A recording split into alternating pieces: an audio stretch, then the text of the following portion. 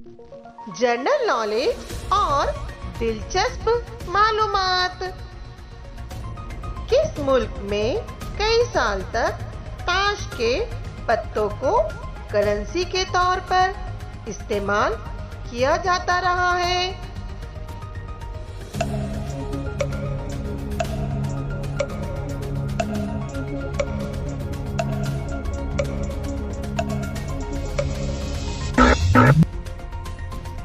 सही जवाब कनाडा। दुनिया में समंदरी पानी को साफ करने का सबसे बड़ा मरकज कहाँ वाक़ है?